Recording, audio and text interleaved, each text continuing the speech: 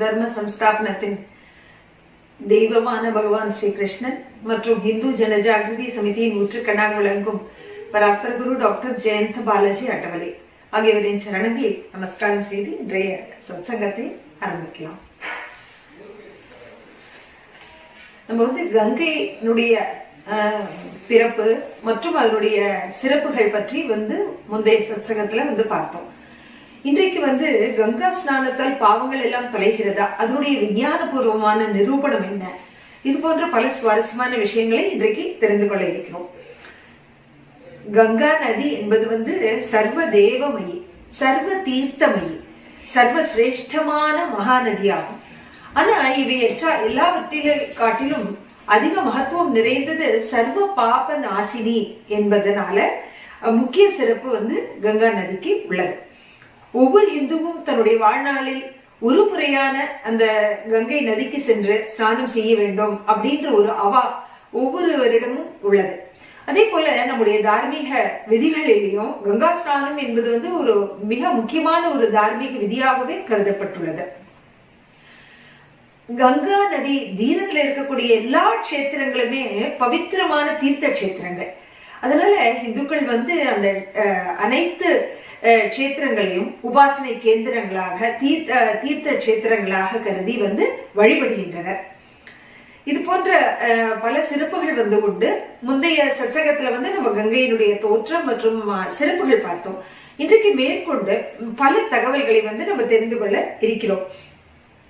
முதலாவது கேள்வி கங்கா ஜலத்தின் பவித்திர தன்மையை அனைவருமே ஒப்புக்கொண்டுள்ளனர். புராதன ஆரோக்கிய சாஸ்திரத்திலும் அது பற்றின சிறப்புகள் கூறப்பட்டுள்ளது. அந்த ஆரோக்கிய சாஸ்திரம் என்ன கூறுகிறது, கங்கையை பற்றி என்ன மகத்துவம் அது கூறுகிறது அப்படின்னு தெரிந்து கொள்ளலாம்.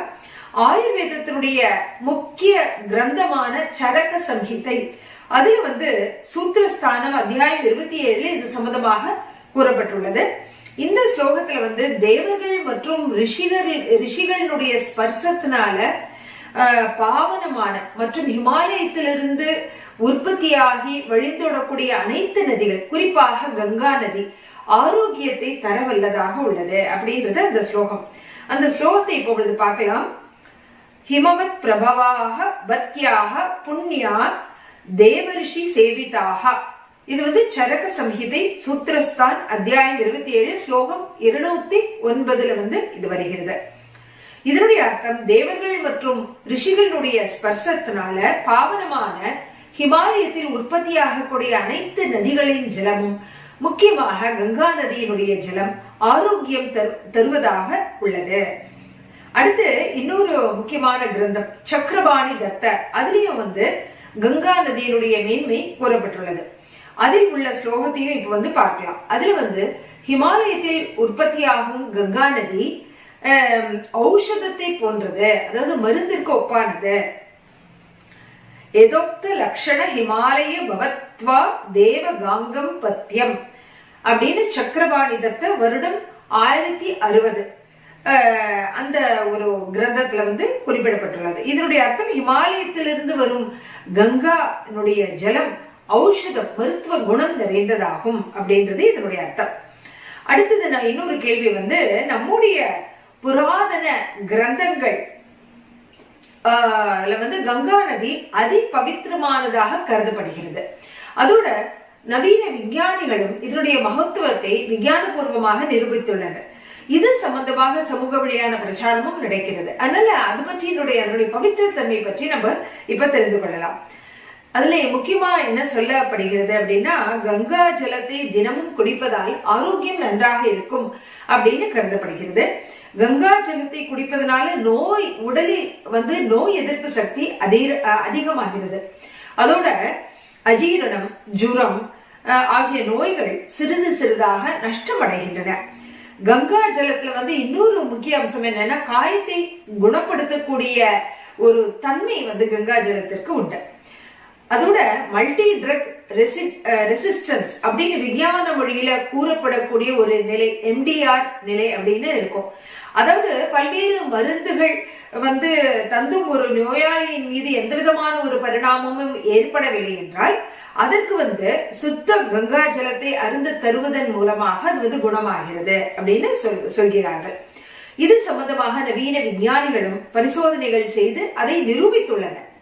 அது பற்றி முக்கியமான விஞ்ஞானிகளுடைய கருத்துக்கள் என்ன அப்படின்றத நம்ம இப்போ தெரிந்து கொள்ளலாம். முதலாவது சிறப்பு என்னன்னா நீர் மாசை அழித்தல், அதாவது வாட்டர் பொல்யூஷன். அது கங்கா ஜலம் அழிக்கக்கூடிய தன்மை உள்ளது. உத்தராகண்ட் ரூட்கி விஸ்வ வித்யாலயனுடைய டாக்டர் பார்கவ் அவருடைய தலைமையில நிபுணர்கள் டேராடூன் முதல் வாரணாசி வரை கங்கா ஜலம், யமுனா ஜலம் மற்றும் சுற்றுப்புற சூழல் மாசு பற்றி பல பரிசோதனைகளை நடத்தினார்கள். இந்த ஆராய்ச்சி மூலமாக அவர்கள் ஒரு முடிவுக்கு வந்தார்கள். அதாவது கங்கா ஜலம் நீர் மாசை அழிக்கும் தன்மை கொண்டது அப்படின்றது. அதுல முதலாவது என்னன்னா விஷயம், கங்கா ஜலத்தில் சாதாரணமாக 30 முதல் 60 நிமிடத்திற்குள் விஷம் நிரம்பிய ரசாயன கழிவுகள் 70% அழிகின்றன. தில்லியில் யமுனா நதியின் நீரை பரிசோதித்த போது கண்டுபிடிக்கப்பட்டது என்னவென்றால் அது 70% ரசாயன விஷத்தை அழிக்கிறது. அதுவே வாரணாசியில் ஓடும் கங்கை 80% அந்த ரசாயன கழிவுகளை அழிக்கிறது. அடுத்தது நீர் மாசினால நீரில் உள்ள அந்த பிராணவாயு குறைகிறது அப்படின்னு கூறுவார்கள். ஆனால் கங்கை யமுனை நதிகள்ல பார்த்தோம்னா அந்த பிராணவாயுவின் குறைபாடு தூர விலகுகிறது, அதாவது பிராணவாயு குறைவதில்லை அப்படின்னு கண்டுபிடிக்கப்பட்டுள்ளது. ரூட்கி விஸ்வ வித்யாலயத்தினுடைய இந்த முடிவை அமெரிக்காவுடைய பிரபல பத்திரிகையான ஸ்டேட்ஸ்மேன் என்ற பத்திரிகை 1/12/1981 அன்று வெளியிட்டுள்ளது. இதில் வினோதமான விஷயம் என்னவென்றால், கங்கா ஜலத்தின் மீது இந்துக்களின் நம்பிக்கையை பரிகாசம் செய்யும் நவீன விஞ்ஞானிகள், அதாவது இந்து தர்ம விரோதிகள் இது பற்றி என்ன, இந்த உண்மையை பற்றி அவர்கள் என்ன கூறுகிறார்கள் அப்படின்றதுதான். இந்த உண்மை அவர்களுக்கு முதல்ல தெரியுமா அப்படின்றது ஒரு கேள்வி. அடுத்து இரண்டாவது முக்கியமான ஒரு விஷயம் கிருமி நாசினி, அதாவது காலரா நோய் கிருமிகள், அதோட பிளேக் நோய் கிருமிகள் போன்றவை கங்கை நதி நீரில் இறந்து போகின்றன என்பது பரிசோதனை மூலமாக நிரூபிக்கப்பட்ட ஒரு உண்மை. கங்கா மாதாவினுடைய நோய் கிருமிகளை அழிக்கும் இந்த திறன் பற்றி சில விஞ்ஞானிகளினுடைய அனுபவங்களை நம்ம பார்க்கலாம். முதலாவது மார்க் ட்வெயின் மூலம் விஞ்ஞானிகளின் உதவி மூலம் செய்யப்பட்ட ஒரு பரிசோதனை.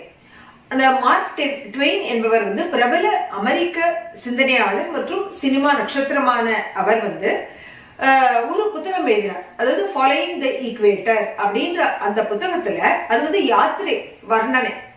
அந்த யாத்திரை வர்ணனையில கங்கா நீரினுடைய விஞ்ஞான பரிசோதனைகளை செய்து அந்த உண்மைகளை அதில் அவர் வெளியிட்டுள்ளார். அதில் அவர் கூறியுள்ளது, வருடம் 1896 அன்று அந்த ஆக்ரா அடைந்த பிறகு ஒரு மறக்க முடியாத விஞ்ஞான பரிசோதனை நடந்தது. நாம் எந்த அளவு மாசுபடுத்துகிறோமோ அந்த கங்கா நீர் உலகத்திலேயே கிருமிகளை அழிக்கும் தன்மை கொண்டது, அழிக்கும் திறன் வாய்ந்த ஒப்பற்ற தூய்மையான நீர் என்பதே அந்த ஆய்வினுடைய முடிவு. அதோட மிஸ்டர் ஹென்கின் என்ற பெயருடைய விஞ்ஞானி வாரணாசி சென்று அங்குள்ள கங்கா நீரில் அதாவது அந்த பரிசோதனை சாலையில் ஆய்வு செய்தார். அவர் எங்கிருந்து அந்த கங்கா நீரை எடுத்தார் அப்படின்னா, கங்கா காட் அருகில் எங்கு கழிவு நீர் கலக்கிறதோ அங்குள்ள கங்கை நீரை பரிசோதனைக்கு எடுத்துக்கொண்டார். அதாவது 1 லிட்டர்ல 1000ல் 1 பங்கு, அதுல லட்சக்கணக்கான கிருமிகள் இருந்தன.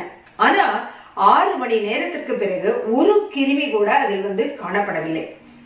பிறகு அவர் கங்கை நதியில் மிதந்து கொண்டிருந்த பிணத்தை கரைக்கு அருகில் இழுத்து அதற்கு அருகில் உள்ள அந்த நீரை பரிசோதனை செய்தார். அதில் லட்சக்கணக்கான நோய் கிருமிகள் இருந்தன. ஆனால் அவை அனைத்தும் 6 மணி நேரத்திற்கு பிறகு இறந்து போயின.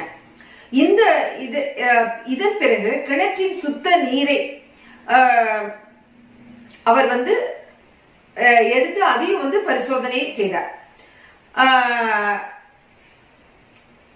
அந்த கிணற்று நீர்ல அந்த காலரா நோய் கிருமியை விட்ட பொழுது விரைவில் அதிகரிக்க துவங்கியது. அதாவது எப்படின்னா 6 மணி நேரத்திற்கு பிறகு பல மடங்கு பெருகியது. அது அந்த கங்கா நதிக்கும் அந்த கிணற்று நீருக்கும் உள்ள வித்தியாசம். கங்கா நதியில இந்த காலரா நோய் கிருமிகள் ஆகட்டும், மற்ற கிருமிகள் ஆகட்டும், அந்த 6 மணி நேரத்துக்குள்ள அனைத்தும் அழிந்து போயின. அதுவே மற்ற நீர்ல அவை இன்னும் பல மடங்கு அதிக அளவு பெருகியது. இந்த பரிசோதனை மூலம் ஆச்சரியத்திற்கு உள்ளான மார்க் ட்வெயின் மேலும் எழுதுகிறார், புராதன காலத்தில் இருந்து இந்துக்கள் கங்கை நதியினுடைய நீரை பவித்திரமாக கருதி வந்துள்ளனர். கங்கா நதி மிகவும் தூய்மையானது, பவித்திர தன்மை கொண்டது. அது மாசடைவது இல்லை. அதோடு கூட அதில் தொடர்பு கொண்ட அனைத்தையும் தூய்மைப்படுத்துகிறது என்பது இந்துக்களினுடைய அசைக்க முடியாத ஒரு நம்பிக்கை. இந்த இந்துக்களை நாம் இதுவரைக்கும் பரிகாசம் செய்துள்ளோம். ஆனால் இப்பொழுது இது பற்றி சிந்திப்பது அவசியமாகிறது. இந்த நீரின் ரகசியம் பற்றி அவர்களுக்கு புராதன காலத்திலிருந்தே எப்படி தெரிய வந்தது? அந்த சமயத்துல இது போன்ற அந்த நவீன கருவிகள் இல்ல, அதோட அந்த சூக்ஷ்ம பரிசோதனை செய்யக்கூடிய நிபுணர்கள் இல்லை. இருந்தாலும் அவ்வளவு துல்லியமாக அவர்கள் அதை கணித்துள்ளனர். இதிலிருந்து ஒன்று தெரிகிறது, எந்த புராதன காலத்தில் மேற்கத்தியர்கள் பின்தங்கி ஆதிவாசிகளாக இருந்தனரோ அந்த காலத்திலேயே இந்துக்கள் கலாச்சாரத்தின் உச்ச நிலையில் இருந்து வந்துள்ளனர் அப்படின்றது இந்த விஷயம் தெளிவாகிறது அப்படின்னு மார்க் ட்வெயின் அந்த புத்தகத்துல அவர் பதிவிட்டுள்ளார். மேலும் சில விஞ்ஞானிகளின் கூற்றும் கங்கையின் நீர் ஆரோக்கியத்தை அளிக்க வல்லது அப்படின்றத நிரூபித்துள்ளது. இதுல சில விஷயங்கள் நம்ம பார்க்கலாம். கனடாவில் உள்ள மைக்கேல் விஸ்வ வித்யாலயத்தினுடைய ஆய்வாளர் F.C. ஹைரிசன் அவர் என்ன கூறுகிறார் அப்படின்னா, காலரா நோய் கிருமிகளால் மாசடைந்த கங்கா நீரில் லட்சக்கணக்கான மக்கள் தினந்தோறும் நீராடுகின்றனர். ஆனா அவர்களுக்கு யாருக்குமே எந்த நோயும் ஏற்படுவது இல்லை என்பதுதான் மிகவும் பெரிய ஆச்சரியத்திற்கு உள்ளான ஒரு விஷயம் அப்படின்னு அவர் கூறுகிறார். வருடம் 1947 வாரணாசியில் கங்கா நதி பற்றி ஆய்வு செய்து வந்த நீர் தத்துவ நிபுணர் கோஹிமான் தன்னுடைய தீர்மானத்தை கூறுகிறார். கங்கா நதி நீரில் உள்ள கிருமிகளை அழிக்கும் சக்தி வேறு எந்த நதிக்கும் இல்லை அப்படின்னு அவர் குறிப்பிடுகிறார். தினமும் மூன்றாவது தன்மை என்ன அப்படின்னா, கங்கா நதிக்கு தினமும் சுத்தமாக இருக்கக்கூடிய, தூய்மையாக இருக்கக்கூடிய ஒரு தன்மை. அதாவது கங்கா நதி நீரின் இன்னொரு சிறப்பு நவீன விஞ்ஞானிகள் நிரூபித்துள்ளனர். அதாவது கங்கா நீர் எப்பொழுதுமே சுத்தமாக உள்ளது. சுத்தமாக இருக்கும் தன்மையிலும் கங்கா மாதா உலகத்தில் முதன்மை இடத்தை வகிக்கிறார். இந்த சுத்திகரண ஆற்றலுக்கு விஞ்ஞான ஆதாரமும் உள்ளது. அது எப்படி எப்பவுமே சுத்தமாக இருக்க முடியும் அப்படின்னு பார்த்தோம்னா, கங்கை நதியில பாக்டீரியோபாஜ் அப்படின்ற பெயருடைய ஒரு நுண்ணிய அணுக்கள் உள்ளன. அது மற்ற கிருமிகளை, நோய் கிருமிகளை, மற்ற ஜீவ அணுக்களை அழிக்கும் சக்தி கொண்டது. லண்டனில் உள்ள டாக்டர் C.L. நெல்சன் FRCS அவர் கங்கா நதி நீர் எப்பொழுதும் சுத்தமாக இருக்கக்கூடிய ஆற்றலை பற்றி தன்னுடைய விரிவான அனுபவத்தை பகிர்ந்து கொள்கிறார். அவர் என்ன சொல்கிறார் அப்படின்னா, ஹூக்ளி கொல்கத்தா கங்கா மாதா சமுத்திரத்தில் சேரும் இடமாகும். இங்குள்ள கங்கா ஜலம் மிகவும் மாசடைந்து காணப்படுகிறது. ஆனால் கொல்கத்தாவிலிருந்து இங்கிலாந்து செல்லும் கப்பலில் அந்த கங்கை நீரை எடுத்து செல்லும் பொழுது லண்டன் செல்லும் வரை அது தொடர்ந்து சுத்தமாகவே உள்ளது. ஆனா அதுவே இதற்கு மாறாக இங்கிலாந்திலிருந்து மும்பை வரும் பொழுது அங்கிருந்து எடுத்து வரக்கூடிய நீர் அதன் பிறகு மாசடைந்து போகிறது அப்படின்னு அவர் குறிப்பிட்டுள்ளார். இந்த பதிவு குருதேவ் டாக்டர் காட்டி சுவாமிஜி அவர்கள் கூறுகிறார். அடுத்து ஒரு கேள்வி கங்கை நீரை கொதிக்க வைக்க வேண்டாம் என்று கூறப்படுகிறது. தர்ம சாஸ்திரப்படியும் கங்கா நீரை கொதிக்க வைக்க கூடாது அப்படின்னு கூறப்படுகிறது. இதனுடைய தாற்பயம் என்ன அப்படின்னு பார்த்தோம்னா, தர்ம சாஸ்திரம் பூரணமாக விஞ்ஞான பூர்வமானது என்பதும் இதுல இருந்து நிரூபிக்கப்பட்டுள்ளது. தர்ம சாஸ்திர ஆணைப்படி கங்கை நீரை கொதிக்க வைக்க கூடாது. தர்ம சாஸ்திரப்படி கங்கை நீரை கொதிக்க வைப்பது நிஷித்தமான காரியமாக கருதப்படுகிறது. அதாவது விளக்கக்கூடிய காரியமாக கருதப்படுகிறது. இதற்கு ஆதாரமான விஞ்ஞான காரணத்தை தெரிந்து கொள்ள சில விஞ்ஞான பரிசோதனைகள் செய்யப்பட்டன. அதுல முதலாவது விஞ்ஞான பரிசோதனையில என்ன செய்தார்கள்னா, முதல்ல ஒரு டெஸ்ட் டியூப்ல 1/2 மணி நேரம் அளவு நீர் கொதிக்க வைக்கப்பட்டது. அதன் பிறகு பல்வேறு டெஸ்ட் டியூப்களில் கங்கை நீர், யமுனை நீர் மற்றும் ஆக்ராவுடைய குழாய் தண்ணீர் சேர்க்கப்பட்டது.